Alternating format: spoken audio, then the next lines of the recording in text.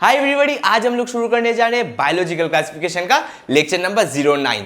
Biological classification का जो lecture number 08 था, जो बस इसके पहले वाला लेक्चर था, वहां पर हमने किंगडम फंगी को पूरी तरह से कंप्लीट कर लिया था। हमने लास्ट 2-3 लेक्चर में किंगडम फंगी के सारे जो क्लासेस है उनको कवर कर दिया था। तो आपके लिए किंगडम फंगी तो पूरा ओवर हो गया है। और आज के लेक्चर में हम जो भी एक्स्ट्रा सेलुलर ऑर्गेनिजम्स है, जैसे वायरस, वायरॉइड, पायरन्स एंड लाइकेन, उनके बारे में इन डेप्थ स्टडी करेंगे और उनके सारे सेलुलर फीचर और सारे कैरेक्टर्स को स्टडी करेंगे। तो सभी इधर उधर देखना बंद कर दीजिए, अपने सामने एक पेन, कॉपी और एनसीईआरटी बुक लेकर बैठ जाए। मैं खुशाइन मजूमदार और आप देख रहे हैं study diversity. So let's start our today's topic.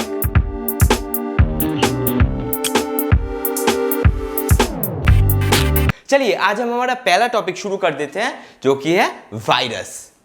तो फिर सभी हेडिंग दे लीजिए, वायरस।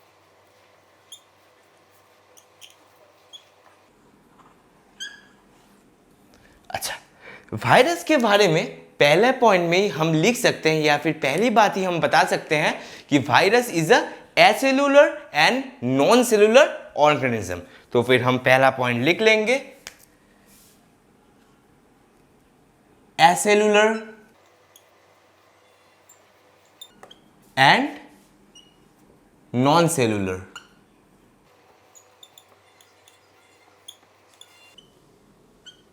अच्छा, एसेलुलर का मतलब क्या है? एसेलुलर का मतलब है वायरस ना तो सेल से बना होता है, और नॉन सेलुलर का मतलब है वायरस ना तो सेल होता है। मतलब वायरस को हम सेल भी नहीं कह सकते और वायरस ना तो सेल से बना होता है। तो फिर चलिए इसके नीचे नीचे मैं इंग्लिश में लिख देता हूं, वायरस ना तो सेल से बना होता है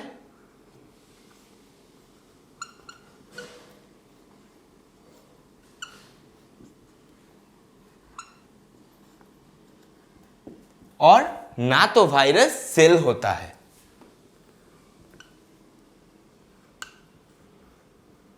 ना तो ये सेल होता है।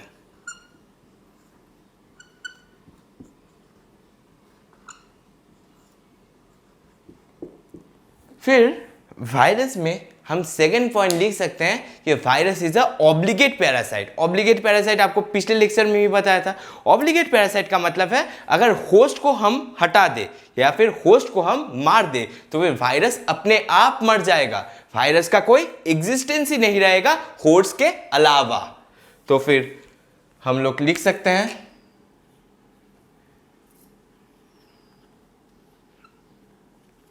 ऑब्लिगेट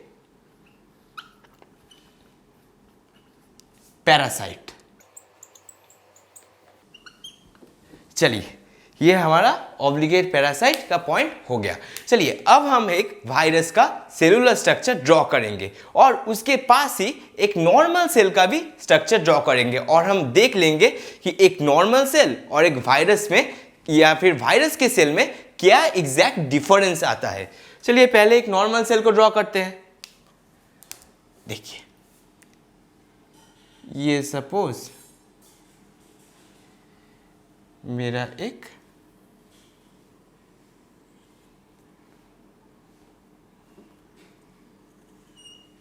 नॉर्मल सेल हो गया।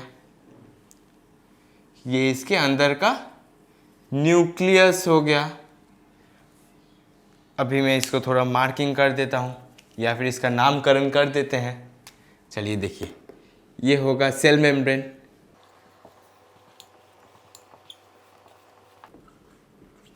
अच्छा, इसको सेल मेम्ब्रेन लिख दिए। फिर इसको हम न्यूक्लियस लिखेंगे।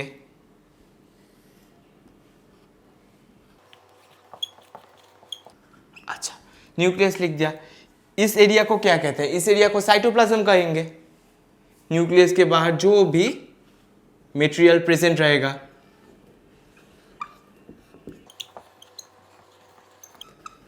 अच्छा, फिर न्यूक्लियस के अंदर अभी क्या रहता है? जेनेटिक मटेरियल प्रेजेंट रहता है, तो फिर हम उसे भी ड्रॉ कर देंगे। एक सेकेंड, ये हो गया हमारा डीएनए। फिर डीएनए से ट्रांसक्रिप्शन होके क्या बनता है, डीएनए से ट्रांसक्रिप्शन होके आरएनए का फॉर्मेशन होता है। फिर हम डीएनए से आरएनए को ड्रॉ कर देंगे। मतलब मैं इस पिक्चर में एक नॉर्मल सेल का सेलुलर मैकेनिज्म या फिर सेलुलर मशीनरी कैसे एक्ट करता है उसे बता रहा हूं, देख लीजिए थोड़ा। मैं इसको डीएनए लिख दूंगा, फिर डीएनए से हमारे यहाँ क्या फॉर्मेशन हो रहा है, आरएनए का। अच्छा, आरएनए फॉर्म हो गया। फिर आरएनए क्या होगा, आरएनए न्यूक्लियस से साइटोप्लाज्म में ट्रांसफर्ड हो जाएगा। आरएनए न्यूक्लियस से हमारा साइटोप्लाज्म में ट्रांसफर्ड हो गया। फिर ये आरएनए क्या होगा, ये आरएनए ट्रांसलेशन प्रोसेस के थ्रू प्रोटीन में इनकोडेड होगा। तो फिर हम फाइनली लिख सकते हैं प्रोटीन। यहां पर हमारा आरएनए फिर से आ गया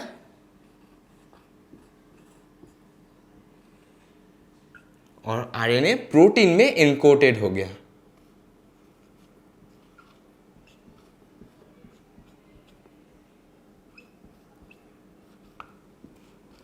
अभी यहां पर जो प्रोटीन इनकोडेड हुआ आरएनए से, वो वेरियस सेलुलर मशीनरी को रेगुलेट करेगा। तो फिर ये हो गया हमारा एक नॉर्मल सेल का, मतलब कैसे सेल के अंदर सारे फंक्शंस एनरोल्ड होता है उसका रफ डायग्राम मैंने एक ड्रॉ कर दिया। अभी चलिए एक वायरस सेल को ड्रॉ कर लेते हैं। देखिए, अगर मैं यहां पर एक वायरस सेल को ड्रॉ करूं, मैंने इसको ऐसे ड्रॉ कर दिया। अभी वायरस सेल के अंदर क्या रहता है, आपको क्या लगता है? वायरस सेल के अंदर न्यूक्लियस रहेगा ऐसे, फिर न्यूक्लियस के अंदर जेनेटिक मटेरियल रहेगा? नहीं, वायरस सेल के अंदर सिर्फ दो कंपोनेंट रहता है, या फिर हम लोग बोल सकते हैं कि वो virus cell made of two components. एक होगा इसका आउटर प्रोटीनिशियस कोट और दूसरा होगा उसका जेनेटिक मटेरियल। तो फिर ये हमारा आउटर प्रोटीन कोट हो गया और फिर हम इसके जेनेटिक मटेरियल को ड्रॉ कर देंगे। अभी देखिए इसका जेनेटिक मटेरियल, अभी ये इसका जेनेटिक मटेरियल हो गया और वायरस में कुछ भी प्रेजेंट नहीं रहता है। अभी देखिए वायरस सेल के कुछ स्पेशल कैरेक्टर डिस्कस कर लेते हैं। देखिए वायरस सेल जब भी, मतलब ये इसका सपोज हम लोग होस्ट सेल मान लेते हैं, वायरस सेल जब भी होस्ट सेल के बाहर रहेगा तो वो इनर्ट रहेगा या फिर उसके अंदर कोई भी लिविंग का साइन प्रेजेंट नहीं रहेगा। पूरा का पूरा एक नॉन लिविंग सेल के जैसे ही वायरस रिप्रेजेंट करेगा आउटसाइड द होस्ट सेल। पर जब भी वायरस होस्ट सेल के अंदर घुस गया या फिर होस्ट बॉडी के अंदर घुस गया, तब वो अपना लिविंग कैरेक्टर शो करना शुरू कर देता है। फिर वायरस क्या करेगा, वायरस फिर सेल के जो एंजाइमेटिक मशीनरी है या फिर इसके न्यूट्रिएंट्स को यूज करके ही अपना जेनेटिक मटेरियल को रेप्लिकेट करना शुरू कर देगा और होस्ट सेल के अंदर ही अपना नंबर बढ़ा देगा।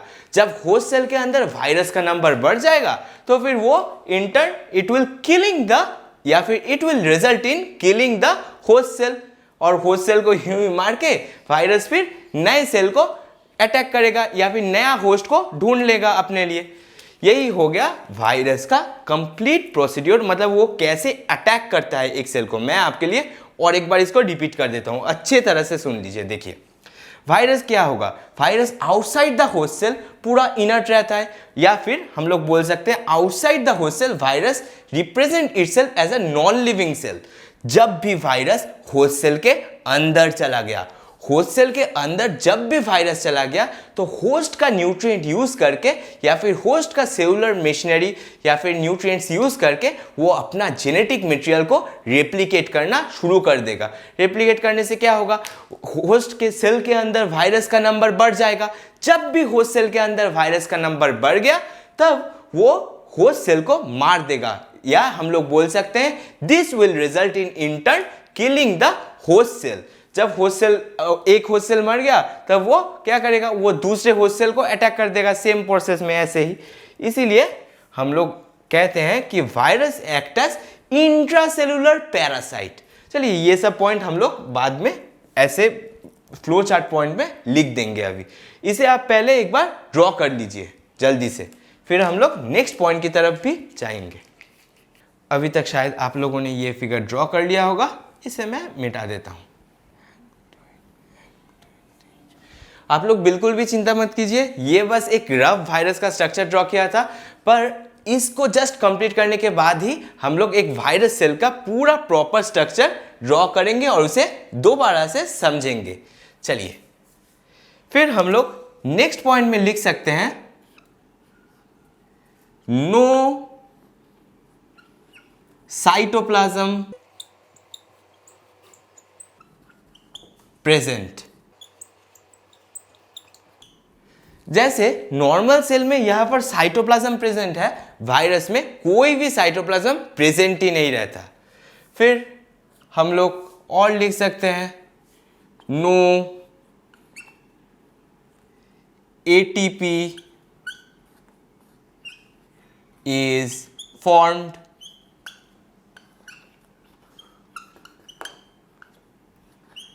कोई भी ATP वायरस में फॉर्म नहीं होता। फिर हम लोग नेक्स्ट पॉइंट में लिखेंगे, it act as intracellular parasite. मैंने जैसे आपको बोला कि होस्ट सेल को ये कैसे अटैक करेगा, वो इसीलिए हम लोग वायरस को इंट्रासेलुलर पैरासाइट कहते हैं। चलिए, एक्ट एज इंट्रासेलुलर पैरासाइट। फिर हम लोग नेक्स्ट पॉइंट में लिख सकते हैं, virus is a inert crystalline structure outside the living cell. हम लोग लिखेंगे, virus is a inert crystalline structure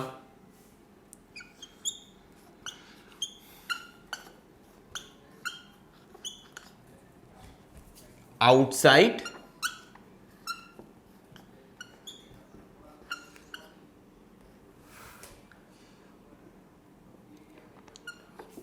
the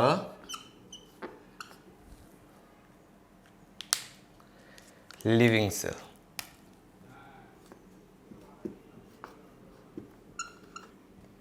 फिर हम लोग नेक्स्ट पॉइंट में लिख सकते हैं, virus infect the host, take over its machinery या फिर take over its cellular machinery and which result in turn killing the host cell. इसे मैं इस नीचे से लिख देता हूं,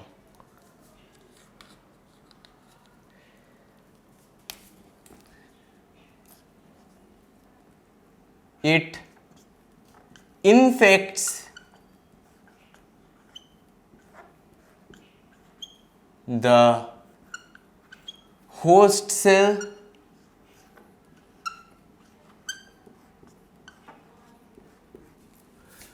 फिर लिखेंगे,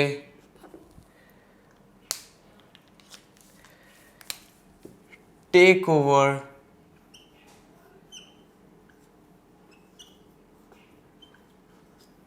it's cellular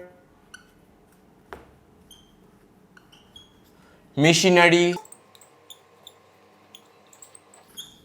and this result in turn killing the host cell।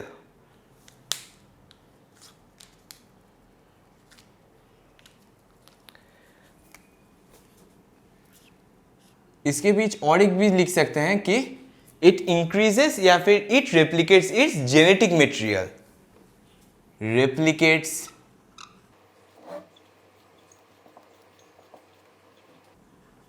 its genetic material and kill the host cell।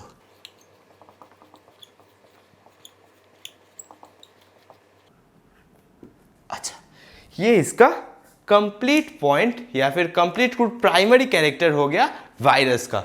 आप इसे जल्दी से लिख लीजिए, फिर मैं इसे मिटा दूंगा और अब हम इसके स्ट्रक्चर की तरफ बढ़ जाएंगे। हम देखेंगे एक वायरस सेल का पूरा स्ट्रक्चर डिटेल्स में। तो इसे पहले जल्दी से लिख लीजिए। चलिए, आई थिंक अभी तक आप लोगों ने ये सारा चीज लिख लिया होगा, तो फिर मैं इसे मिटा देता हूं। तो फिर सभी लोग अभी हेडिंग दे लीजिए, स्ट्रक्चर ऑफ वायरस। चलिए,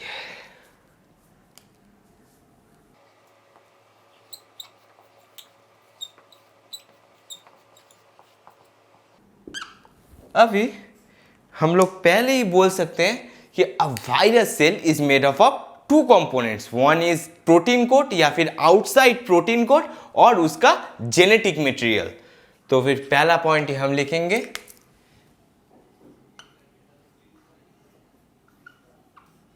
made up of two component.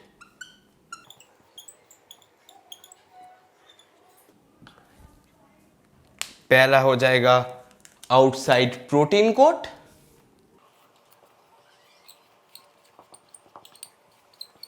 और दूसरा हो जाएगा उसका जेनेटिक मटेरियल।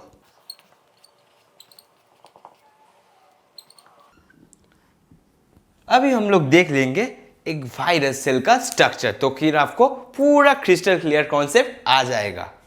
देख लीजिए,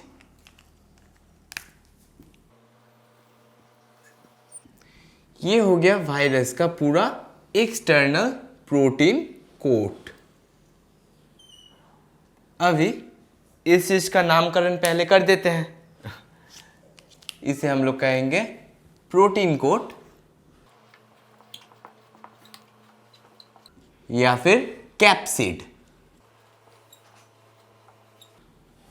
इसे हम लोग कहेंगे प्रोटीन कोट या फिर कैप्सिड। अच्छा, फिर ये प्रोटीन कोट तो एक बहुत बड़ा स्ट्रक्चर है, मतलब पूरा एक आउटर स्ट्रक्चर है। इसके स्मॉलेस्ट यूनिट को क्या कहेंगे, इसे भी जानना पड़ेगा। सो फिर the smallest unit of protein coat is known as capsomere. मतलब मैं बोलना चाह रहा हूं कि ये प्रोटीन कोट जो है इतना पूरा एक बहुत बड़ा स्ट्रक्चर है। ये स्ट्रक्चर स्मॉल स्मॉल यूनिट से या फिर small small unit of protein से बना हुआ है। ऐसे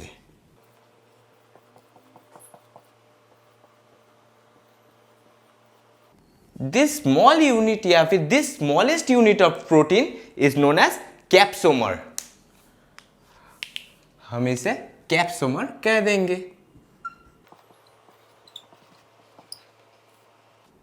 अच्छा, फिर इसके अंदर रहेगा इसका जेनेटिक मटेरियल। अब इसके जेनेटिक मटेरियल को भी ड्रॉ कर लेते हैं।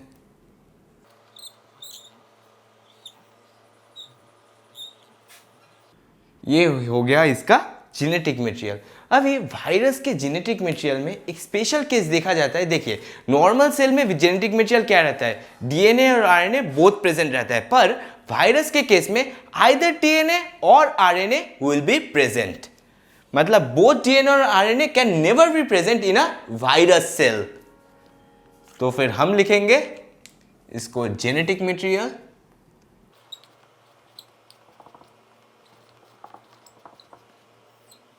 इसे लिखेंगे आरएनए और डीएनए। अच्छा, हो गया। फिर अब हम लोग मैंने जो यहां पर बताया उसको पॉइंट फॉर्मेट में थोड़ा लिख लेते हैं। चलिए देखिए, हम लोग लिखेंगे आउटर प्रोटीन कोट को हम लोग बोलेंगे क्या, हम लोग बोलेंगे कैप्सिड।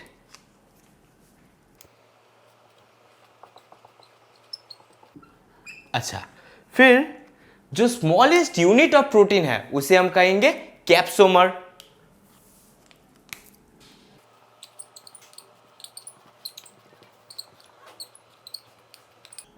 इसे हम कहेंगे कैप्सोमर।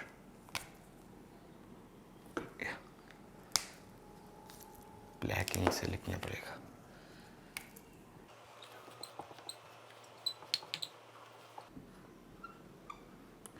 तो फिर जो smallest unit of the protein code of virus हो गया, उन्हें हम कैप्सोमर कहते हैं। अभी देखिए, कुछ स्पेशल वायरस में आउटसाइड द प्रोटीन कोड एक स्पेशल कवरिंग प्रेजेंट रहता है।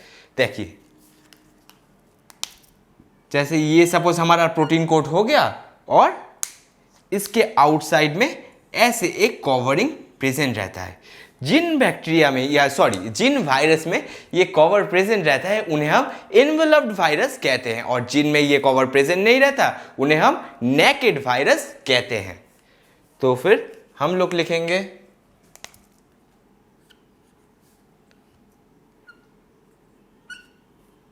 इन some virus spatial covering is present, और उन वायरस को हम कहेंगे enveloped virus.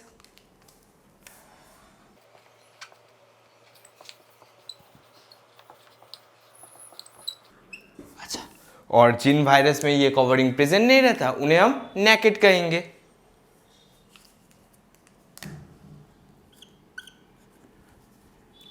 If covering not present,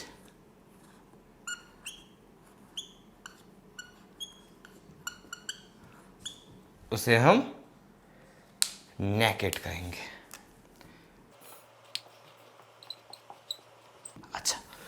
एक कवर्ड वायरस या फिर एक एनवेलप्ड वायरस का एग्जाम्पल क्या हो जाएगा? हमारा HIV वायरस हो जाएगा। एक एनवेलप्ड वायरस का एग्जाम्पल हम लोग लिखेंगे HIV वायरस, और इसे हम आउटर कवरिंग बोल देंगे। लेवल कर देता हूं थोड़ा,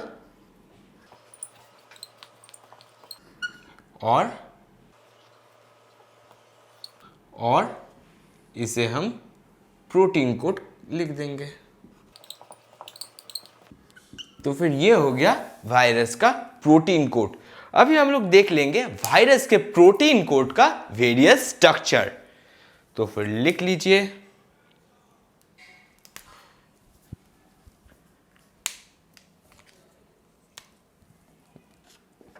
वेरियस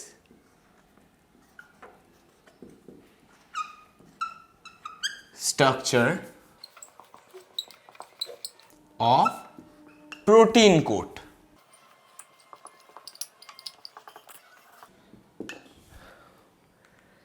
पहला स्ट्रक्चर हम लोग लिखेंगे पॉलीहेड्रल, उसको ड्रॉ कर लेते हैं पहले। ये हो जाएगा वायरस का पॉलीहेड्रल शेप।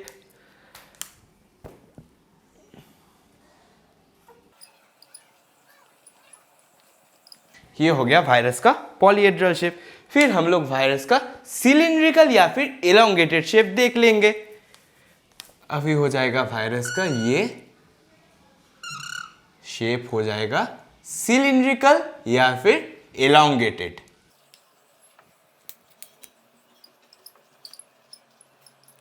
ये हो गया कुछ वायरस का वेरियस स्ट्रक्चर या फिर various shapes of protein code.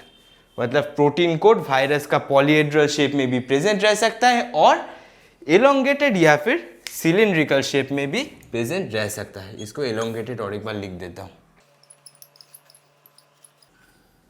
चलिए, अभी आप लोग पहले इतना सारा नोट कर लीजिए। ये आपका कंप्लीट वायरस का स्ट्रक्चर के बारे में नोट्स हो गया। मैं इसको आपके लिए और एक बार रिपीट कर देता हूं, सुन लीजिए। देखिए, virus is made up of two component. Virus दो कंपोनेंट से बना है, या फिर वायरस का सेल का स्ट्रक्चर दो कंपोनेंट से बना है। वो दो कंपोनेंट कौन कौन सा है? एक होगा प्रोटीन कोड और दूसरा होगा जेनेटिक मटेरियल। वायरस के जेनेटिक मटेरियल में एक स्पेशल केस क्या देखा जाता है, दो की दूसरे सेलों में नहीं देखा जाएगा। वायरस के जेनेटिक मटेरियल में आइदर डीएनए और आरएनए प्रेजेंट होगा। It can never happen that in a viral cell both DNA and RNA is present. It can never happen. चलिए, फिर आउटसाइड जो प्रोटीन कोड होगा ये पूरा प्रोटीन कोड हम लोग इसे कैप्सिड कह रहे हैं। अभी कैप्सिड स्मॉल या फिर स्मॉलेस्ट प्रोटीन यूनिट से बना है जिसे हम कहेंगे कैप्सोमर। फिर in some virus special covering is present. अभी अगर कवरिंग प्रेजेंट रहेगा उसे हम लोग एनवेलप कहेंगे या फिर एनवेलप्ड वायरस कहेंगे। एक एनवेलप्ड वायरस का एग्जांपल बोलिए, HIV वायरस हो जाएगा। अगर हम लोग या फिर हमारे वायरस के पास कवरिंग प्रेजेंट नहीं रहा तो फिर हम लोग उसे नेकेड वायरस कह देंगे। तो फिर चलिए, अभी जो वायरस का एक्सटर्नल प्रोटीन कोट है उसका भी वेरियस शेप रहता है। अगर वो उसका शेप हो सकता है पॉलीहेड्रल और उसका शेप हो सकता है एलोंगेटेड या फिर सिलिंड्रिकल। ये दोनों शेप मैंने ऐसे ड्रॉ कर दिया हूं। तो फिर आप इसे अभी जल्दी से लिख लीजिए, इसके बाद हम लोग वायरस के और कैरेक्टर्स की तरफ आगे बढ़ जाएंगे। तो फिर चलिए इसे जल्दी से लिख लीजिए। आई होप आप लोगों ने इतना सारा नोट कर लिया होगा। तो फिर मैं इसे मिटा देता हूं। चलिए, अभी हम लोग वायरस का जेनेटिक मटेरियल के बारे में थोड़ा डिस्कस कर लेते हैं, देख लेते हैं। मैंने जैसे आपको पहले ही बताया, वायरस में आइदर DNA और RNA विल बी प्रेजेंट। हम लोग पहला पॉइंट ही लिख लेंगे, आइदर DNA और RNA will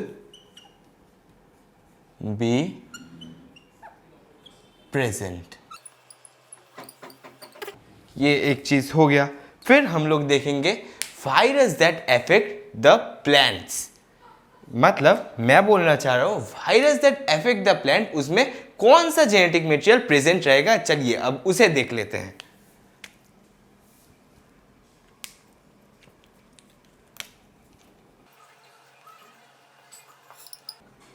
virus that affect the plants।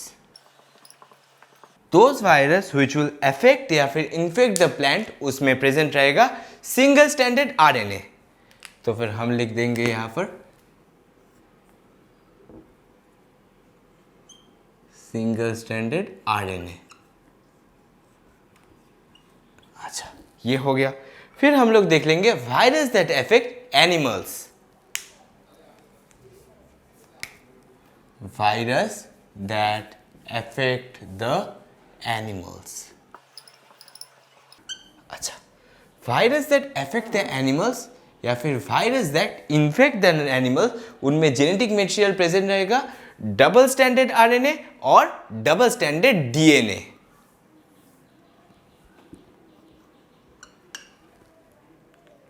उनमें प्रेजेंट रहेगा डबल स्टैंडर्ड RNA और या फिर डबल स्टैंडर्ड DNA। अभी देख लेंगे virus that infect the bacteria.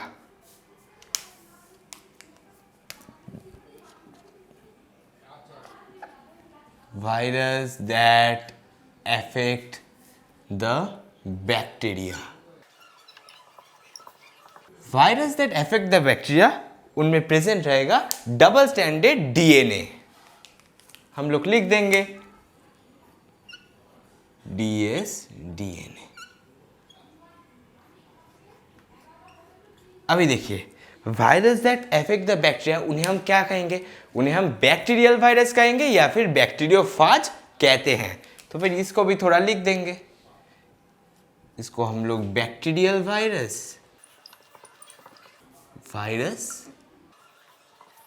या फिर बैक्टीरियोफाज कहते हैं। ये हो गया आपका complete genetic material of virus के बारे में। यहाँ पर तो हेडिंग नहीं दिया था मैंने, ये फिर आप समझ लेंगे ये वायरस का जेनेटिक मटेरियल हो गया। मैं ऐसे करके थोड़ा इधर लिख देता हूँ genetic material.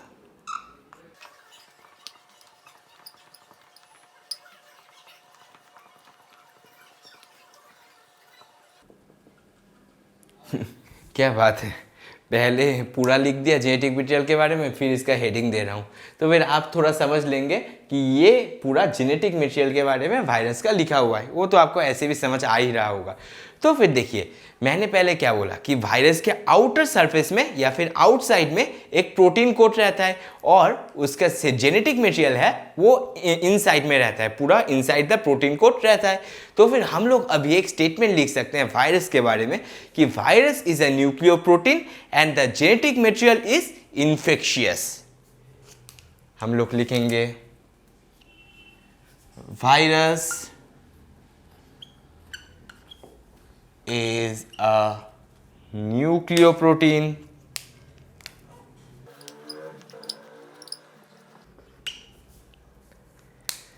and genetic material is infectious.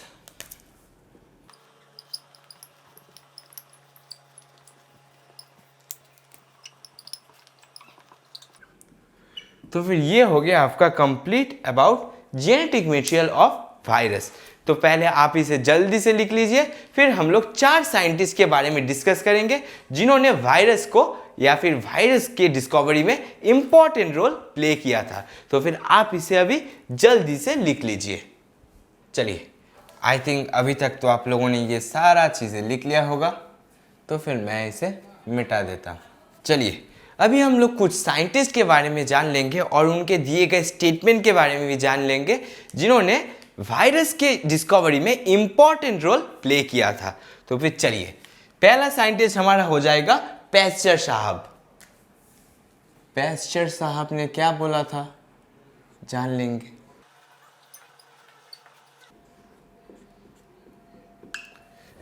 Pasture साहब ने क्या किया था। Pasture coined the term virus, जो जिसका मतलब है वेनम या फिर इन्फेक्शियस फ्लूइड। तो फिर हम लिखेंगे पैस्चर, या फिर पैस्चर फिर लिखने का जरूरत नहीं है, हम लोग लिख देंगे ही कॉइन्ड द टर्म वायरस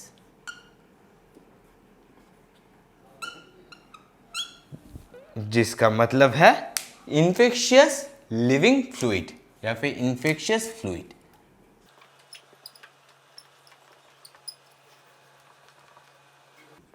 या फिर वेनम। अच्छा, तो फिर पैस्चर ने पहले बार वायरस टर्म का यूज किया था और उसे क्या बताया था, इट इज इन्फेक्शियस फ्लूइड या फिर venom.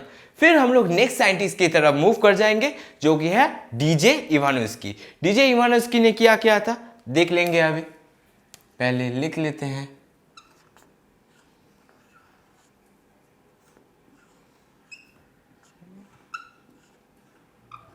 Ivanovsky.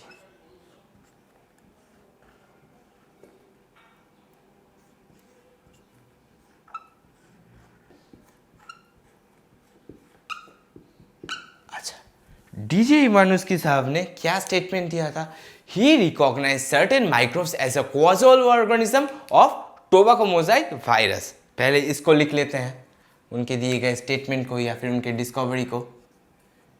Recognised certain microbe as a causal organism of tobacco mosaic virus।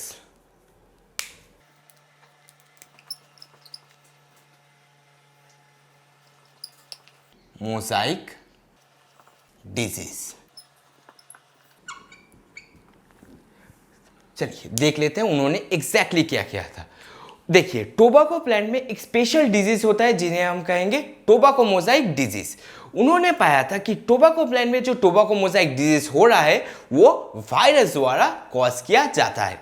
अभी जान लेते हैं उन्होंने और क्या किया था। देखिए, उन्होंने टोबैको प्लांट को एक जो एफेक्टेड प्लांट था, जो कि टोबैको मोजाइक डिजीज द्वारा एफेक्टेड था या फिर वायरस द्वारा एफेक्टेड एक प्लांट को लिया, उसके लीफ से लिक्विड को एक्सट्रैक्ट कर लिया, फिर उस लिक्विड को बैक्टीरियल फिल्टर से पास करवाया। उन्होंने फिर एंड में पाया जो फिल्ट्रेट हमारे पास आ गया वो फिर भी इन्फेक्टेड था। इसको मैं एक बार पिक्टोरियल फॉर्म में आपके लिए ड्रॉ कर देता हूं, देख लीजिए। देखिए, ये सपोज एक लीफ है, ये हमारा एक लीफ हो गया। ये अफेक्टेड है टोबैको मोज़ाइक वायरस से, ये हमारा अफेक्टेड है। फिर हमने क्या किया, इस लीफ से लिक्विड का एक्सट्रैक्शन कर लिया। हमने क्या किया,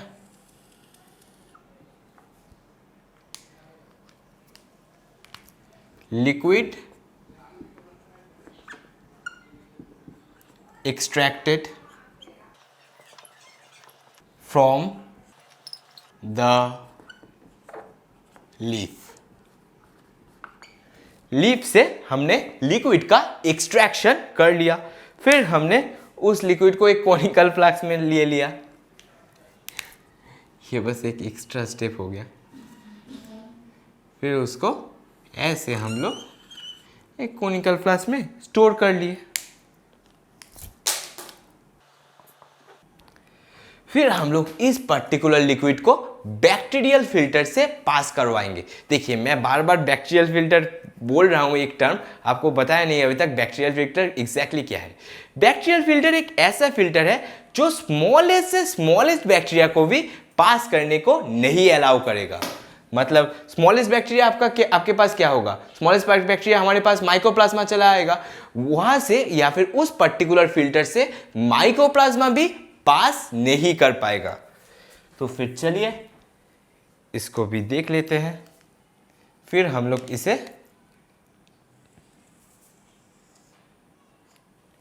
बैक्टीरियल फिल्टर से पास करवाएंगे। ये हमारे पास एक rough diagram of bacterial filter हो गया। मैं इसे लिख दूंगा बैक्टीरियल फिल्टर।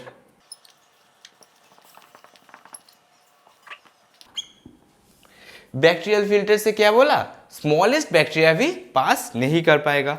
पर जब इस जो फिल्ट्रेट हमारे पास आया उसका एनालिसिस किया गया तो फिर उस फिल्ट्रेट में इन्फेक्टिव पार्टिकल का प्रेजेंस पाया गया।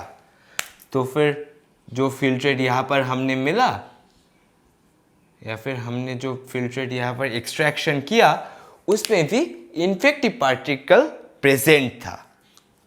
तो फिर हम लिख देंगे इन्फेक्टिव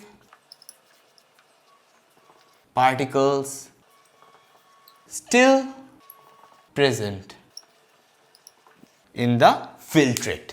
अभी देखिए, तो फिर हम इससे क्या कंक्लूजन निकाल सकते हैं।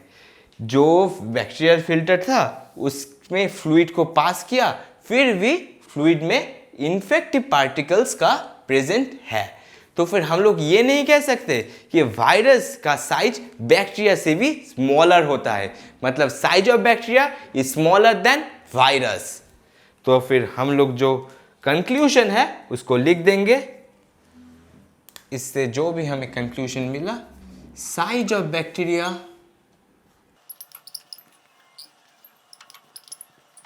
इज, मैं थोड़ा अभी आई थिंक मैंने थोड़ा गलत बोल दिया आपको। Size of virus will be smaller than bacteria, मैंने शायद बैक्टीरिया का साइज स्मॉलर बोल दिया, सॉरी। कभी कभी ऐसा हो जाता है। ऐसा होगा, size of virus will be smaller than bacteria. ये इस पूरे एक्सपेरिमेंट का कंक्लूजन हमारे पास निकल के आता है। तो फिर आप इसको, मैं यहाँ पर और एक एरो देके लिख देता हूँ, plant infected by TMV, tobacco mosaic virus से इन्फेक्टेड हुआ प्लांट। तो फिर चलिए आप इसे जल्दी से लिख लीजिए, फिर हम लोग नेक्स्ट साइंटिस्ट ने क्या बोला था उसके बारे में भी जान लेंगे। तो फिर अभी हम लोग थर्ड साइंटिस्ट के बारे में जान लेंगे जो भी है M.W. बेजेरिंग। तो फिर देख लेते हैं।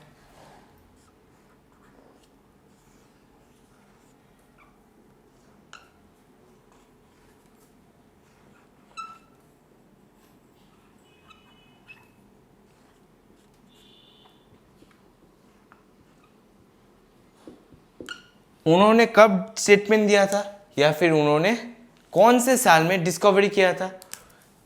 उन्होंने किया था 1898 में। चलिए, उन्होंने बोला था कि extract of infected plant of tobacco could cause infection in a healthy plant. तो फिर चलिए इसको पहले लिख लेंगे। उन्होंने क्या कहा था? एक्सट्रैक्ट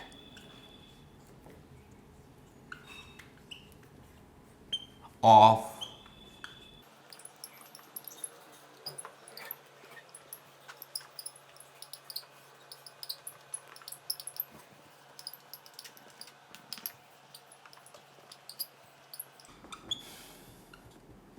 मतलब अगर हम लोग एक इन्फेक्टेड टोबैको प्लांट के लीफ से लिक्विड को एक्सट्रैक्ट किए, फिर उस लिक्विड को एक पर्टिकुलर या फिर हेल्दी टोबैको प्लांट में इंजेक्ट किए या फिर इंसर्टेड किए, फिर हमने पाया कि वो जो हेल्दी टोबैको प्लांट था वो भी इन्फेक्टेड में कन्वर्टेड हो जाता है या फिर उसमें भी इन्फेक्शन कुछ देर के बाद पाया जाता है। तो फिर हम लोग इसे एक पिक्टोरियल फॉर्म में फिर से ड्रॉ कर लेंगे कि मैं यहाँ पर एक टोबैको प्लांट को ड्रॉ कर दिया।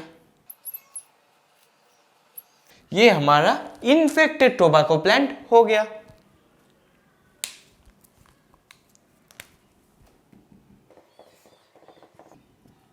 अच्छा, इसमें इन्फेक्शन, इसको हम लोग नामकरण कर देंगे इन्फेक्टेड टोबैको प्लांट। फिर इस टोबैको प्लांट से हम लोग लिक्विड को एक्सट्रैक्ट किए उसके लीफ से।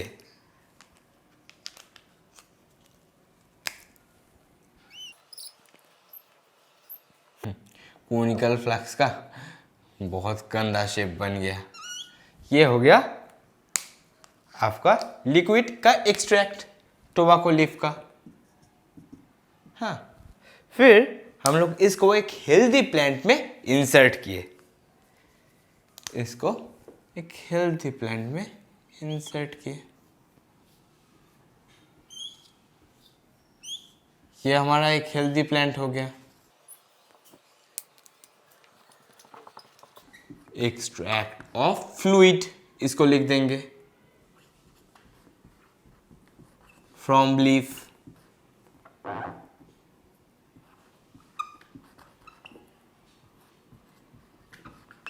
और इसको लिख देंगे हेल्दी प्लांट।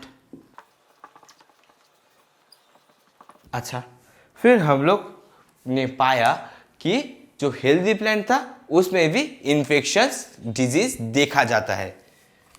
तो फिर यहाँ पर हम लोग ने पाया कि ये प्लांट भी इन्फेक्शियस प्लांट में कन्वर्टेड हो गया। हम लोग लिख देंगे healthy plant converted into infectious. Healthy plant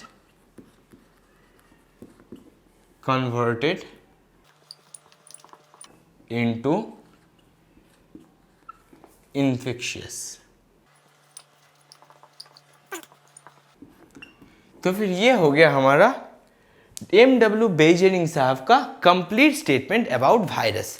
अभी हम लोग पढ़ेंगे फोर्थ और लास्ट साइंटिस्ट के बारे में जो कि है W.M. स्टैनली साहब। चलिए देख लेते हैं W.M. स्टैनली साहब ने क्या कहा था अबाउट वायरस। हम लोग फोर्थ लिख लेंगे W.M. स्टैनली।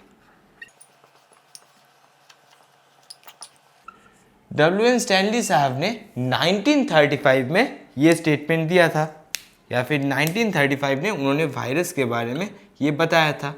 ये डेट भी बहुत इम्पोर्टेंट है।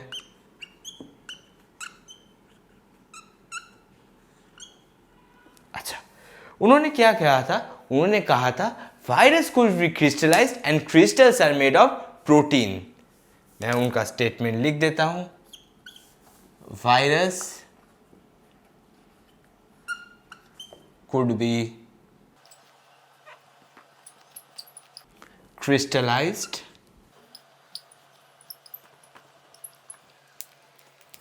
and crystals are made up of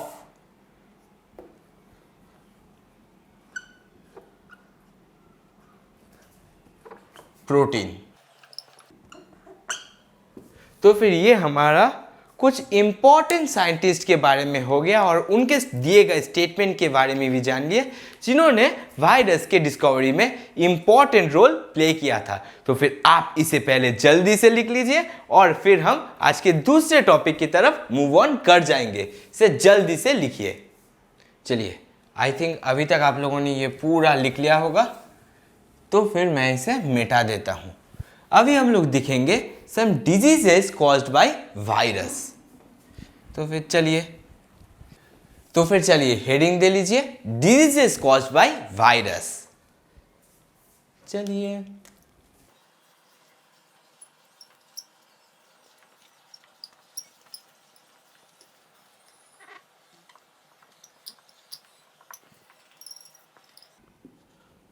disease में हम लोग पहला डिजीज लिख सकते हैं एड्स। हम लोग पहले डिजीज के बारे में लिखेंगे एड्स। फिर हम लोग लिख सकते हैं इन्फ्लुएंजा। फिर हम लोग थर्ड डिजीज के बारे में लिखेंगे मम्प्स।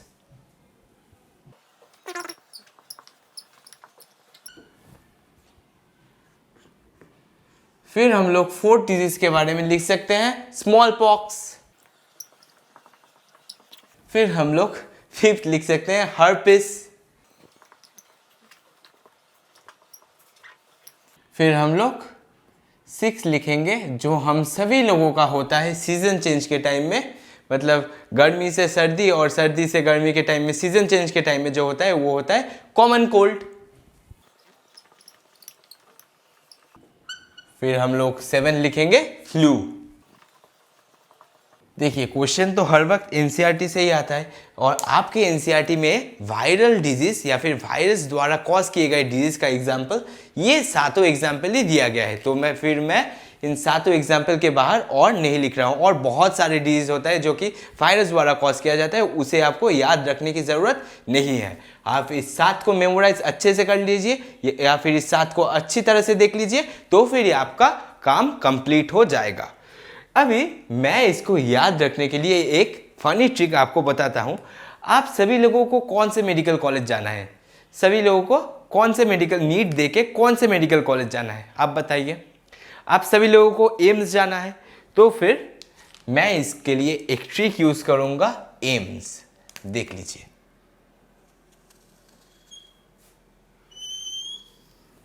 इसे मैं लिख दूंगा एम्स।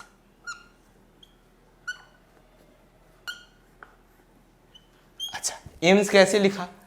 पहले एड्स का ए आ जाएगा, फिर इन्फ्लुएंजा का आई आ जाएगा, फिर मम्स का एम आ जाएगा और स्मॉल पॉक्स का एस आ जाएगा। ये 3 चीज़ आप यूं ही याद रख लेंगे। हाँ, पर इन 5 चीज़ या फिर चारों का याद रखने का ट्रिक हो जाएगा एम्स। एड्स का ए, फिर आई का इन्फ्लुएंजा का आई, फिर मम्स का एम और स्मॉल पॉक्स का एस, एम्स। इसको आप अगर याद रख सके तो फिर आपका आधा काम इजी हो जाएगा। चलिए, हम अभी देखेंगे सिम्टम्स शोन बाय प्लांट्स। मतलब प्लांट्स में जब वायरस इफेक्ट करता है तब प्लांट्स कौन कौन सा सिम्टम्स शो करता है। तो फिर हेडिंग दे लीजिए, सिम्टम्स शोन बाय प्लांट्स। अभी प्लांट में जब वायरस इफेक्ट करता है तो पहला डिजीज या फिर पहला सिम्टम हम लोग देख सकते हैं लीफ रोलिंग। Leaf rolling. फिर हम लोग से और लिख सकते हैं वेन क्लियरिंग। फिर हम लोग लिखेंगे मोजाइक फॉर्मेशन।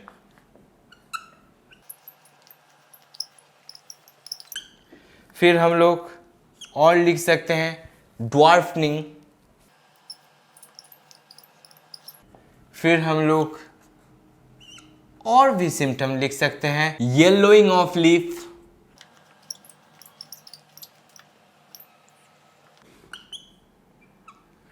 फिर हम लोग और एक लास्ट सिम्टम देखेंगे जो कि है कर्लिंग एंड स्टंटेड ग्रोथ। तो फिर ये हो गया आपका कुछ symptoms of disease caused by virus in plants. तो फिर मैं ये आपके लिए और एक बार रिपीट कर देता हूं। देखिए, पहला हो जाएगा लीफ रोलिंग, मतलब अगर लीफ ऐसे प्रेजेंट रहा तो फिर वो धीरे धीरे वायरस के प्रेजेंस में ऐसे रोल कर जाएगा। फिर हमारा वेन क्लियरिंग, देखिए लीफ में क्या रहता है, लीफ में ऐसे वेन रहता है, लीफ में ऐसे वेरियस वेन्स प्रेजेंट रहता है।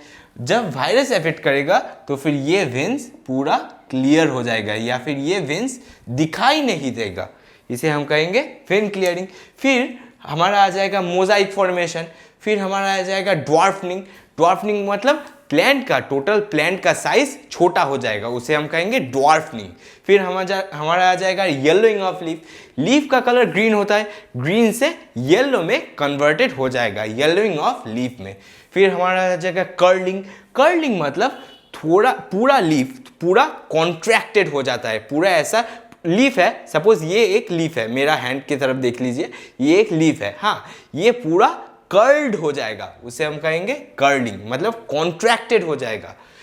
फिर हो जाएगा स्टंटेड ग्रोथ। ये कुछ हमारा फीचर्स हो गया of plants affected by viral disease. तो फिर आपका ये वायरस का वाला पार्ट यहीं पर पूरा खत्म हो जाता है। आप इसे जल्दी से लिख लीजिए, फिर हम लोग वायरॉइड की तरफ मूव ऑन करेंगे। तो फिर आप इसे जल्दी से लिखिए।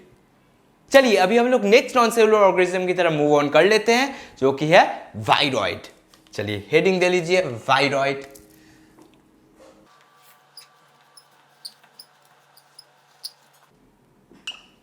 वायरॉइड के बारे में पहले ही हम लिखेंगे कि वायरॉइड को किसने डिस्कवर किया था। वायरॉइड को डिस्कवर किया था T.O. डेनियर साहब ने। तो फिर चलिए हम लोग लिख लेते हैं, discovered by T.O. डेनियर। कब किया था उन्होंने डिस्कवर? 1971 में। अब वायरॉइड के बारे में हम और क्या क्या कैरेक्टर लिख सकते हैं। Viroid is smaller than virus, smaller than virus. फिर हम लोग लिख सकते हैं it causes potato spindle tuber disease, causes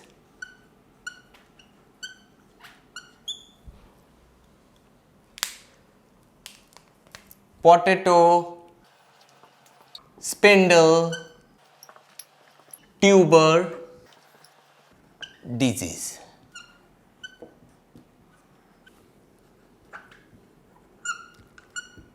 और पोटैटो स्पिंडल ट्यूबर डिजीज को हम लोग शॉर्ट फॉर्म में PSTD डिजीज भी कहते हैं, इसे भी लिख देंगे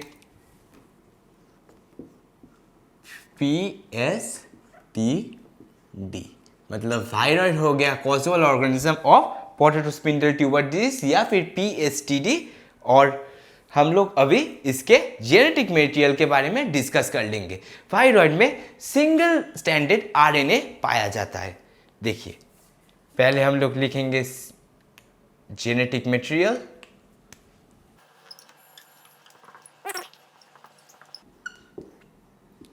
होगा इसका सिंगल स्टैंडर्ड RNA, हम लोग लिख देंगे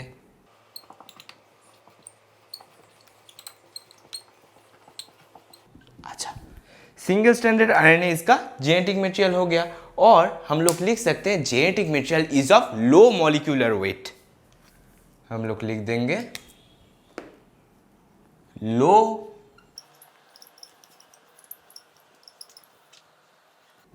लो मॉलिक्यूलर वेट। फिर हम लोग थर्ड क्राइटेरिया या फिर कैरेक्टर को देख सकते हैं कि प्रोटीन कोट इज एब्सेंट। हम लोग लिख देंगे प्रोटीन कोट जो होगा वो एब्सेंट होगा, प्रोटीन कोट एब्सेंट। अच्छा, आप इस दो क्राइटेरिया को मैच कर सकते हैं कि small molecule smaller than virus, viroid is smaller than virus and protein coat is absent. मैं आपको ये दोनों क्राइटेरिया लिंक करा के दिखाता हूं। देखिए, पहले मैं वायरस का एक पिक्चर ड्रॉ करूंगा। देखिए वायरस का पिक्चर कैसे होगा। ये सपोज वायरस का प्रोटीन कोड हो गया और उसके अंदर ऐसे जेनेटिक मटेरियल प्रेजेंट रहेगा। ये हो गया वायरस का स्ट्रक्चर। अभी हम वायरॉइड का स्ट्रक्चर देखेंगे। देखिए वायरॉइड में मैंने क्या बोला, कोई भी प्रोटीन कोड प्रेजेंट नहीं होगा, तो फिर मैं ये पूरा प्रोटीन कोड ड्रॉ ही नहीं करूंगा, सिर्फ मैं क्या करूंगा, जेनेटिक मटेरियल को ड्रॉ कर दूंगा। देख लीजिए ये हो गया इसका जेनेटिक मटेरियल। तो फिर अभी आप बताइए, मैं इसका नामकरण भी कर देता हूं, वायरस और वायरॉइड। अच्छा, अभी आप बताइए कि इसका स्मॉलर साइज हो रहा है या नहीं। अभी आप देख के बताइए। देखिए प्रोटीन कोड एब्सेंट है, अगर प्रोटीन कोड ही प्रेजेंट नहीं है तो साइज तो ऑटोमेटिक स्मॉलर हो ही जा रहा है ना। ये चीज आपको याद रखने के लिए बहुत हेल्पफुल होगा। आप जस्ट फिगर याद रखिए कि वायरॉइड में जेनेटिक मटेरियल सिर्फ प्रेजेंट होता है और प्रोटीन कोड एब्सेंट होगा। तो फिर अगर प्रोटीन कोड एब्सेंट होगा तो फिर इसका साइज ऑटोमेटिकली रिड्यूस्ड हो जा रहा है। इसीलिए हम लोग कहेंगे कि viroid is smaller than virus. चलिए, ये हो गया कुछ वायरॉइड के बारे में सारी चीजें।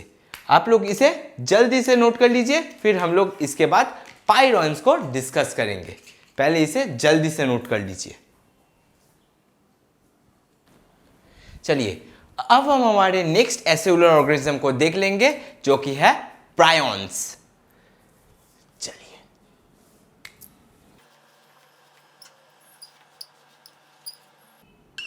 प्रायॉन्स के बारे में हम पहले ही लिख सकते हैं कि some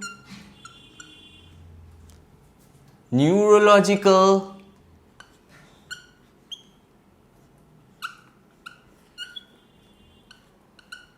disease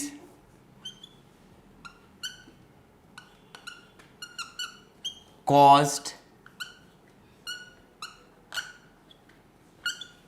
by abnormally folded protein। एक सेकंड,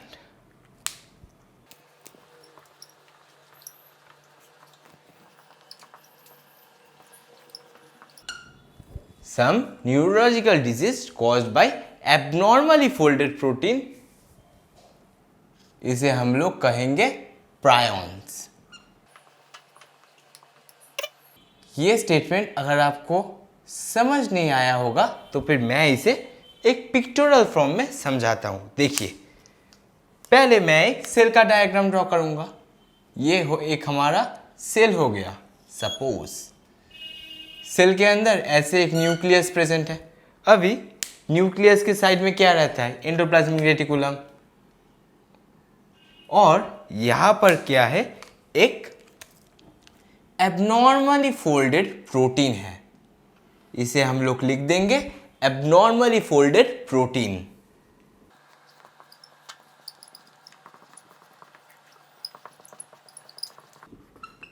फिर ये abnormally folded protein certain neurological disease cause करेगा।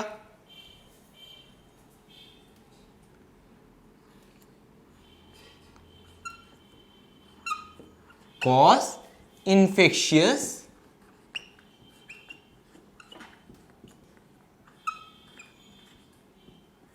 न्यूरोलॉजिकल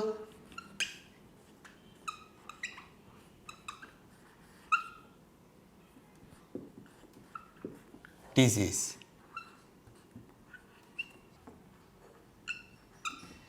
तो फिर ये हो गया थोड़ा ब्रीफ डिस्क्रिप्शन अबाउट पायरन्स, मतलब हाउ पायरन कॉजेस अ डिजीज। देखिए पहला एक नॉर्मल सेल है, सेल के न्यूक्लियस के से अटैच्ड हो जाएगा एक एबनॉर्मली फोल्डेड प्रोटीन। उस एबनॉर्मली फोल्डेड प्रोटीन के वजह से ही हमारा इन्फेक्शियस न्यूरोलॉजिकल डिजीज कॉज्ड हो रहा है। तो चलिए पायरन्स के बारे में और कुछ कैरेक्टर जान लेते हैं। देखिए मैं बार बार बोल रहा हूँ पायरन इज अ इन्फेक्शियस या फिर एबनॉर्मली फोल्डेड प्रोटीन। तो फिर क्या आपको क्या इस स्टेटमेंट से आपको क्या समझ आ रहा है? पायरन्स में जेनेटिक मटेरियल प्रेजेंट होगा या नहीं? पायरन्स में कोई भी जेनेटिक मटेरियल प्रेजेंट नहीं होगा। देखिए मैं नेक्स्ट पॉइंट लिख देता हूं, नो जेनेटिक मटेरियल। और पायरन्स का साइज होगा similar to that of virus. मैं इधर लिख देता हूं ये चीज,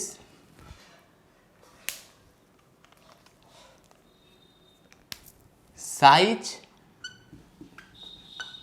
सिमिलर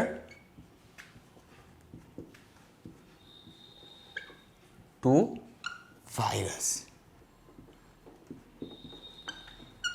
अभी देखिए मैंने फिर दो स्टेटमेंट पकड़ूंगा। देखिए मैंने यहां पर क्या लिखा, size similar to that of virus, and यहां पर क्या लिखा, नो जेनेटिक मटेरियल प्रेजेंट। अभी मैं तीन सेल को ही ड्रॉ करूंगा। चलिए तीनों सेल को एक साथ देख लेते हैं, वायरस, वायरॉइड, पायरन्स को। चलिए तीनों सेल को एक साथ देख लेते हैं। देखिए ये हमारा वायरस हो गया। वायरस के अंदर क्या रहेगा, प्रोटीन कोड और जेनेटिक मटेरियल। मैं इसके अंदर जेनेटिक मटेरियल को भी ड्रॉ कर देता हूं। ये हमारा छोटा सा जेनेटिक मटेरियल। फिर हमारे पास आ जाएगा पायरॉन। पायरॉन को ड्रॉ करेंगे। जब पायरॉन को मैं ड्रॉ करूंगा तब मैं सिर्फ आउटर प्रोटीन कोड को ड्रॉ करूंगा, कोई भी इसके अंदर जेनेटिक मटेरियल प्रेजेंट नहीं रहेगा। अभी जब मैं वायरॉइड को ड्रॉ करूंगा, जब मैं वायरॉइड को ड्रॉ करूंगा तभी मैं सिर्फ और सिर्फ जेनेटिक मटेरियल को ड्रॉ कर दूंगा। इसमें कोई भी प्रोटीन कोड प्रेजेंट नहीं होगा। देख लीजिए मैं एक बार साइड में नामकरण भी कर देता हूं, virus,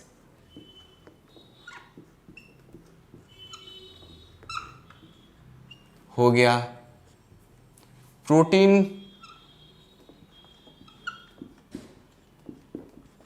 code plus genetic material.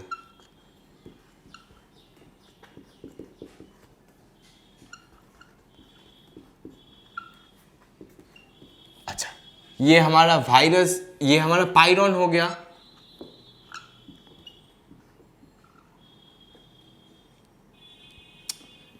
Prion sorry, मैं गलत प्रोनाउंस कर रहा था। प्रियॉन हो गया। प्रियॉन में सिर्फ क्या रहेगा, प्रोटीन कोड प्रेजेंट रहेगा, सिर्फ प्रोटीन कोड रहेगा। और हमारा वायरॉइड में क्या रहेगा, सिर्फ जेनेटिक मटेरियल प्रेजेंट रहेगा, सिर्फ जेनेटिक मटेरियल।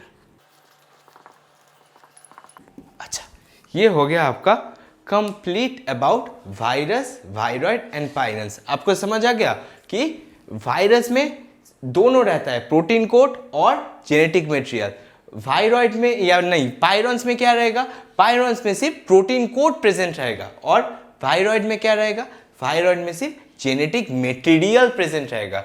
ये आपका, ये अगर तीनों आप याद रखें तो फिर आधा काम आपका हो गया और कुछ याद रखने का जरूरत ही नहीं है। चलिए अभी हम लोग देख लेंगे प्रियॉन्स के द्वारा कॉज किया गया कुछ इन्फेक्टिव डिजीज के बारे में।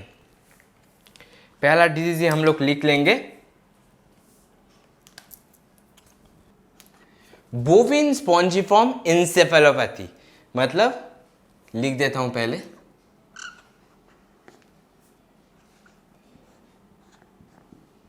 बोविन स्पॉन्जिफॉर्म इंसेफेलोपैथी। इसको हम लोग BSE डिजीज भी कहते हैं शॉर्ट फॉर्म में। BSE, इसको हम लोग BSE कहते हैं। ये कॉज होता है या फिर ये पाया जाता है जनरली कैटल्स में। हम लोग लिख देंगे, यहां पर लिखेंगे कैटल्स, फाउंड इन कैटल। और इसके सिमिलर डिजीज जो कि ह्यूमंस में पाया जाएगा वो होगा CR जैकब डिजीज, मतलब CJD। मैं उसको भी लिख देता हूं,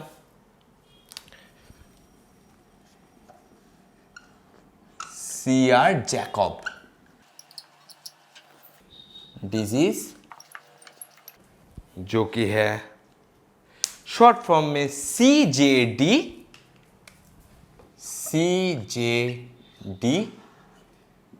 जनरली फाउंड इन ह्यूमंस। ये सिमिलर डिजीज अगर ह्यूमन में हुआ तो उसको CR जैकब डिजीज कहते हैं। ह्यूमंस लिख देता हूं,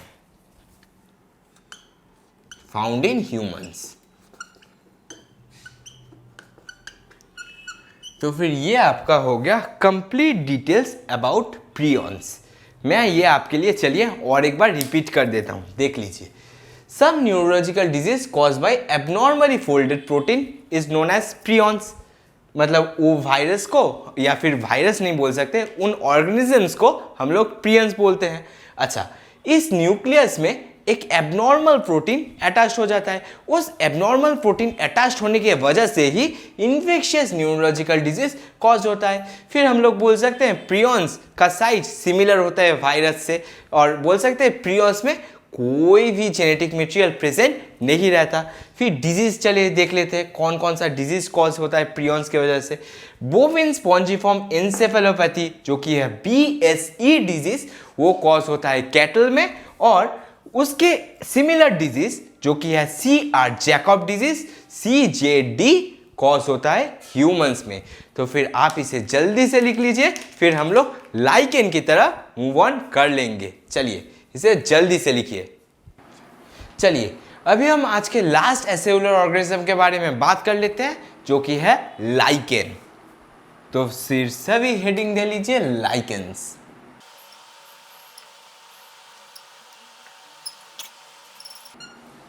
लाइकेन्स में हम लोग क्या लिख सकते हैं? मैंने लाइकेन आपको पहले भी पढ़ाया है। हाँ, तो फिर आप बोलिए लाइकेन कौन कौन से चीज़ का एसोसिएशन है? बोलिए। किंगडम फंगी में ही लाइकेन पढ़ाया है आपको। किंगडम फंगी के आई थिंक फर्स्ट लेक्चर में ही लाइकेन था। हाँ, मतलब कि फर्स्ट लेक्चर मतलब किंगडम फंगी जहाँ से शुरू हुआ था वो लेक्चर के बारे में बता रहा हूँ। तो फिर आप बताइए लाइकेन कौन कौन से चीज़ का एसोसिएशन है? मैं नहीं बताऊँगा, आपको ही बताना पड़ेगा। बताइए बताइए, इधर उधर नहीं देखिए, पहले मुझे बताइए लाइकेन कौन कौन से चीज़ का एसोसिएशन है? हाँ, आपने ठीक बताया है, lichen is association of fungi and algae. तो फिर हम लोग इसमें पहला पॉइंट ही लिख लेंगे, it is association of algae and fungi. Association of algae and fungi. तो फिर लाइकेन में मैंने जैसे आपको बताया दो कंपोनेंट प्रेजेंट रहेगा, एक होगा एल्गल कंपोनेंट और दूसरा होगा फंगल कंपोनेंट। एल्गल कंपोनेंट जो रहेगा उसको हम लोग फाइकोबॉन्ड कहते हैं। अभी फाइकोबॉन्ड का काम तो फिर क्या होगा? फाइकोबॉन्ड में क्लोरोफिल प्रेजेंट रहेगा, मतलब जो एल्गल कंपोनेंट है उसमें क्लोरोफिल प्रेजेंट रहेगा। क्लोरोफिल प्रेजेंट रहेगा तो फिर वो फोटोसिंथेसिस करके फूड का फॉर्मेशन कर देगा। तो फिर हम लोग पहले ही देख लेंगे एल्गल कंपोनेंट का काम। एल्गल कंपोनेंट, एल्गल कंपोनेंट को हम लोग फाइकोबॉन्ड कह रहे हैं। एल्गल कंपोनेंट को हम लोग कह रहे हैं फाइकोबॉन्ड। अभी फाइकोबॉन्ड कैसा होगा? फाइकोबॉन्ड ऑटोट्रॉपिक होगा कि हेटेरोट्रॉपिक होगा? आप बताइए। फाइकोबॉन्ड होगा ऑटोट्रॉपिक, मैंने जैसे बोला फोटोसिंथेसिस कर रहा है तो फिर ये ऑटोट्रॉपिक ही होगा।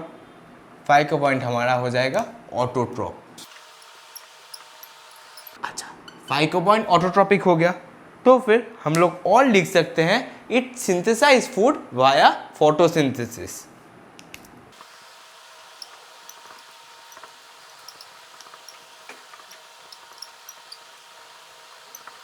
Synthesis of food via photosynthesis. तो फिर एल्गल कंपोनेंट या फिर 5 का पॉइंट का प्राइम रोल क्या रह रहा है? 5 का पॉइंट का प्राइम रोल है फंगल कंपोनेंट जो भी होगा उसको फूड प्रोवाइड करना, ये होगा एल्गल कंपोनेंट का प्राइम रोल। अभी हम देख लेंगे फंगल कंपोनेंट को। फंगल कंपोनेंट को हम लोग कहते हैं माइकोपॉइंट, तो चलिए उसे भी लिख लेते हैं। हम लोग लिखेंगे फंगल कंपोनेंट, इसे हम कहेंगे माइकोपॉइंट।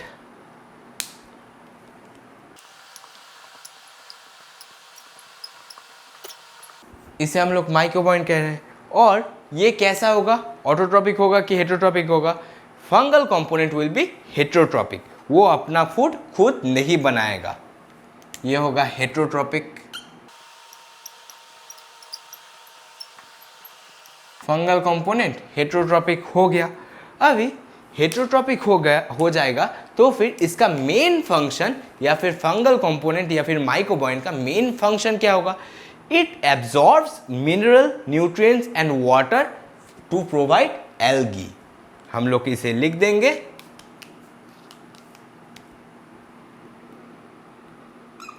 Provide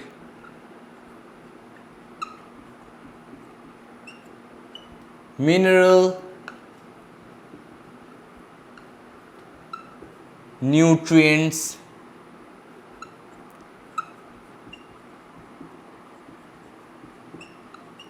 water to the algae।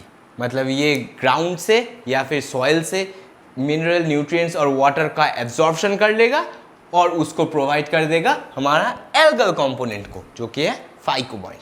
अभी फंगल कंपोनेंट का एक और इम्पॉर्टेंट रोल है जो कि है इट प्रोवाइड्स या फिर it also provides shelter to the algae या फिर शेल्टर टू द फाइकोपॉइंट।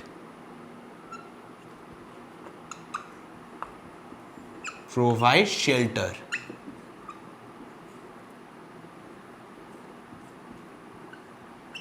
अच्छा, provide shelter to the algae.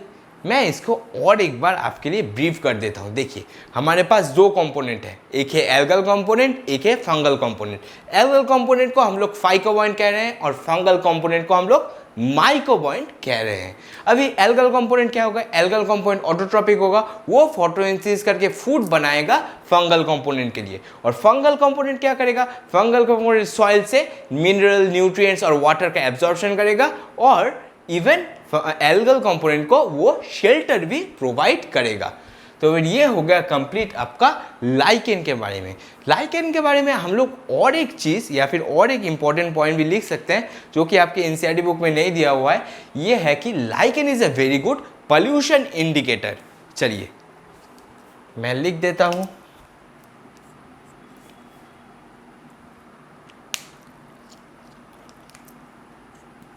It is a great pollution indicator। कौन सा पॉल्यूशन को इंडिकेट करेगा? या फिर हम लोग लिख सकते हैं it is sensitive to SO2, sulphur dioxide.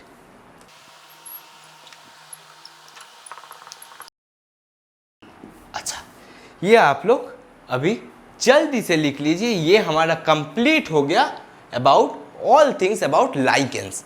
यहीं पर आपका पूरा बायोलॉजिकल क्लासिफिकेशन का जो पूरा चैप्टर है उसका काम फिनिश हो गया। इसके बाद में जो भी क्लास होगा वहाँ पर हम लोग प्लांट किंगडम से फ्रेशली स्टार्ट करेंगे। तो फिर आप इसे अभी जल्दी से लिख लीजिए। सो आई होप ये सब आप लोगों ने अभी तक लिख लिया होगा।